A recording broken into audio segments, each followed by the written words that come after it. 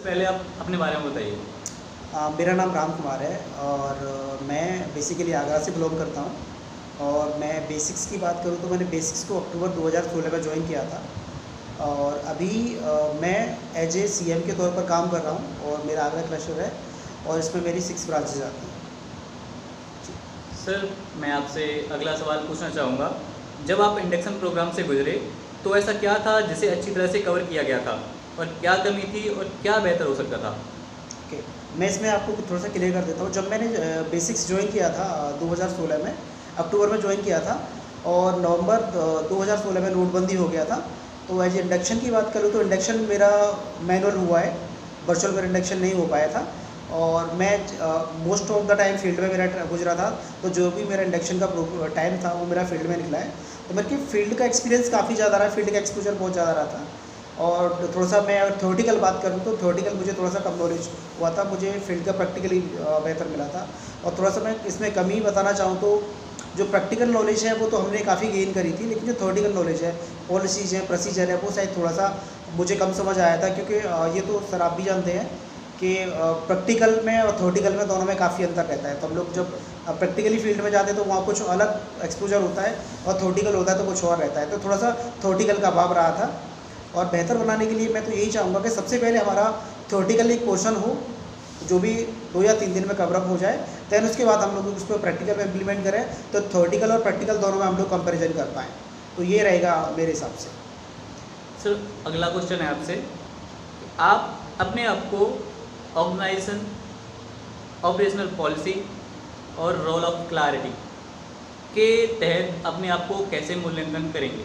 अच्छा, मैं सबसे पहले बता देता हूँ, अगर मैं अपने आप को ऑर्गेनाइजेशन से रिलेट करता हूँ तो ऑर्गेनाइजेशन बिना किसी क्वेश्चन के मैं बोलूँगा काफ़ी अच्छा है और बिल्कुल फेमिलियर है। और सारे लोअर से लेके सारे जितने भी अपर लेवल मैनेजमेंट के लोग हैं डाउन टू अर्थ हैं। हम लोग इजीली अप्रोच किसी से भी कर पाते हैं। अदर ऑर्गेनाइजेशन की बात हम कर लेते हैं तो इजीली हम लोग अप्रोच नहीं कर पाते, पर बेसिक से एक ऐसा ऑर्गेनाइजेशन है, एक ऐसा ग्रुप है जिसमें कि सारा स्टाफ छोटे से लेकर बड़ा सब लोग एक फैमिली की तरह रहते हैं और एक डाउन टू अर्थ है, तुम्हारी अप्रोचेबल है सारे लोग। और सेकंड रहा इसकी पॉलिसीज़ के बारे में, तो पॉलिसीज़ इस तरह से इसके डिज़ाइन करी गई हैं कि अपने ग्रोथ के साथ साथ हमारा ऑर्गेनाइजेशन का ऑटोमेटिकली ग्रोथ होता है। तो हमें ऐसा स्पेशली कुछ नहीं करना होता अपने लिए भी, और स्पेशली ऐसा ऑर्गेनाइजेशन के लिए भी कुछ नहीं करना होता। तो जो एज पर पॉलिसी हम लोग आगे चलेंगे तो इससे हमारा ऑर्गेनाइजेशन का भी ग्रोथ पूरा होगा और अपना भी गोल पूरा होगा। Role clarity. और रोल क्लैरिटी तो सीधा सीधा है, जिस आप रोल के लिए आपको चुना जाता है। चाहे मैं एज ए FX के लिए चुना गया तो मेरा जो जॉब रोल था, मेरा जो KRA था, मुझे पता था मुझे करना क्या है। लाइक मुझे अप्रेजल करना है, हाउस विजिट करना है और लाइक कलेक्शन विजिट करना है, तो ये हाउस और लाइक अपना LUC का पोर्सन है। तो सारी चीज़ हमें रोल क्लैरिटी पूरा दिया जाता है, पूरा KRA है, उसी के तहत हम लोगों को काम करना होता है। कोई स्पेशल अटेंशन उसके लिए हमें पे नहीं करना होता। सर, अगला मेरा क्वेश्चन ये है कि 1 से 10 तक के पैमाने पर आप अपने अनुभव को कैसे शेयर करेंगे? तहत इनके कि मेंटर के साथ मैत्रीपूर्ण महसूस करके समझने में आसानी, आत्मविश्वास हासिल करना, प्रेरणा के लिए प्रदान किया गया समय। तो सबसे पहले मैं इसके तहत यही बताना चाहूँगा, जो हमारे मेंटोर थे जिनके साथ मैं रहता था, लाइक जैसे मेरा ज्वाइनिंग हुआ था, मैंने आपको पहले ही बता चुका हूँ। तो जो वहाँ के BM सर थे मिस्टर योगेश यादव, मैंने उनके साथ एक्सपोजर किया है तो काफ़ी अच्छा लगा था। एज ए मेंटोर के तौर पे भी उन्होंने काफ़ी मोटिवेट किया और वो लोग काफ़ी फील्ड में भी तो फील्ड में भी काफ़ी ज़्यादा समय लेते थे, तो हमें काफ़ी समझने में भी अच्छा लगा वो उनके तहत। और एज ए मेंटोर के तौर पर मैं उनको बहुत सही मानना चाहूँगा और मैं उनको 10 में से 10 नंबर देना चाहता हूँ। और एज ए मैं अपने अनुभव के तौर पर बात करता हूँ, जो मेरी प्रीवियस कंपनी का अनुभव था, जो मेरी प्रीवियस कंपनी का जो अनुभव है और बेसिक्स में काफ़ी अच्छा रहा मुझे इसके साथ में, और मैं उसी को लेके आगे बढ़ रहा हूँ और विद न्यू पॉलिसी और न्यू प्रोसीजर के साथ में। और जो मेरा मेंटर की जो मुझे मेंटोर किया, जो मुझे गाइडलाइंस दी थी, उसके तहत मैं आगे चल रहा हूँ। और रहा समझने वाली बात, तो हमारा जो भी इंडक्शन रहता है, जो भी हमारी ट्रेनिंग्स रहती है, वो हमारा लोकली एकदम लोकल लैंग्वेज में होता है, तो समझने में काफ़ी आसानी होती है। और काफ़ी जो प्रोग्राम डिज़ाइन करा गया है वो भी इसी तहत करा गया है कि समझने में किसी प्रकार का कोई प्रॉब्लम ना हो।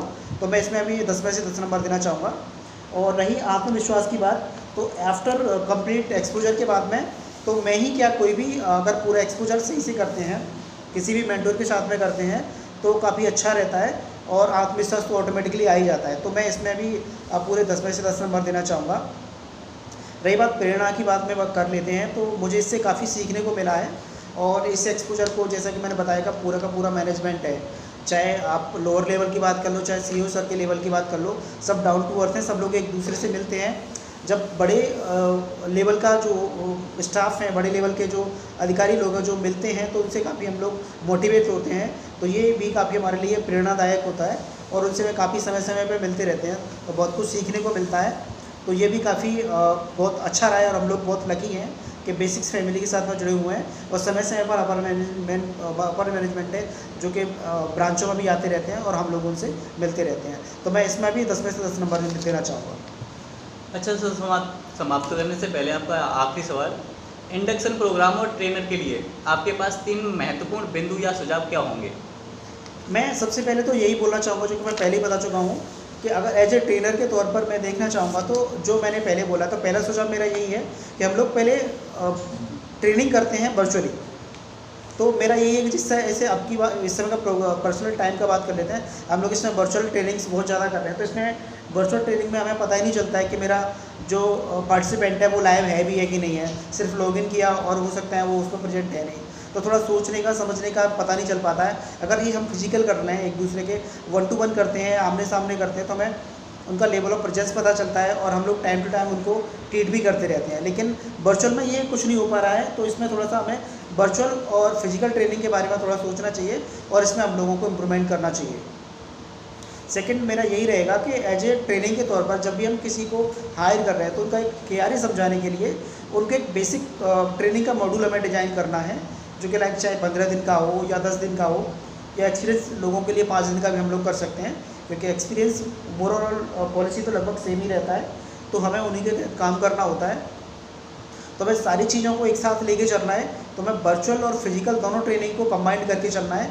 और ऐसा हम लोग जो इस समय चल रहा है कि हम लोग लाइक फोकस जो कर रहे हैं हम लोग वर्चुअल पर ही कर रहे हैं, तो हमें वर्चुअल के साथ साथ हमें फिजिकल ट्रेनिंग्स का भी हमें ध्यान रखना है, तो हमें फिजिकल ट्रेनिंग भी देना है। और जब हम फील्ड में जाते हैं तो बहुत सारे चैलेंज सामने आते हैं, जो कि वर्चुअल ट्रेनिंग से पॉसिबल नहीं है उसको समझना, वो फील्ड में जाके समझ सकते हैं। और जो हमारे सामने फिजिकल ट्रेनिंग्स होता है, जो ट्रेनर होते हैं वो एक्टिविटीज़ करते हैं, एक्टिविटीज़ करके दिखाते हैं, चाहे और थ्रू ऑडियो वीडियो या थ्रू विजुअल मोड के थ्रू हमें दिखाते हैं, तो उससे काफ़ी बहुत सारी सुविधाएं मिलती हैं और बहुत कुछ सीखने को मिलता है। तो मैं यही चाहूँगा जो ट्रेनिंग का इस समय मॉड्यूल चल रहा है, इसको थोड़ा सा चेंज किया जाए और फिजिकल ट्रेनिंग पे हमें ज़्यादा फोकस किया जाए, ताकि लोगों को सोचने का, समझने का और उसको इम्प्लीमेंट करने का एक बेहतर समय मिल पाए और एक बेहतर टाइम मिल पाए। इसी के साथ मैं धन्यवाद कहना चाहूँगा, और जो भी नए लोग जुड़ेंगे इसके साथ में, तो मैं यही उन लोगों को सलाह देता हूँ, जो भी आपकी ट्रेनिंग्स होता है या जो भी आपका इंडक्शन प्रोग्राम होता है, उसको ध्यान से समझिए। और कुछ भी प्रॉब्लम्स होती है, जो भी आपके सीनियर्स लोग हैं, उन लोगों के साथ में आप हमेशा कॉन्टैक्ट बना के रखिए। इसी के साथ मैं थैंक यू सो मच।